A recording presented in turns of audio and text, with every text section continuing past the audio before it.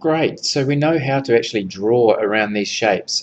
One thing that we can't do with the pen tool or the Bezier tool is chop these little holes out of it, and we're going to have to use different functions to do that. These are called path functions, and they're going to be held up here in the path menu. These ones here, really handy little devices, and just note there's a lot of shortcuts in there. Okay, so to start with, I'm going to make myself a wee circle to demonstrate, and I'm going to hold down Control to make that a perfect circle. And then I'm going to make another one beside it, like that, and I'll change the color of that one just so it's got a blue interior. I'm going to move this across over to here. Okay, so we've got two circles together, and what we're going to do is use the path functions to do certain things to it. So to start with, I'm just going to select both, because you need to explain to Inkscape that you're doing something to both objects. And up in the path menu, the first one I'll look at here is Union.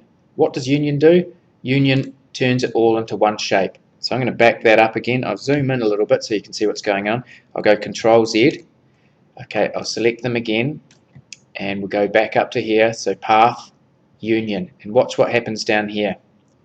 Bang! It changes it from being two separate shapes into one extra one shape in one piece. So that's really cool. So I'll go Control Z and undo that. The next one that it does, I'll look at this one. So if we go path menu again, difference. Now what difference does is this. Click like that, it chops the top shape out of the bottom shape. And that's what we're going to do over here on the marteau. So that's another one. So I'll go Control Z. What else have we got in there? They're the two that I use most of all, and they're the easiest to use. But you've also got things under here, under the path menu, like Intersect. And that's going to give a combination of the two shapes.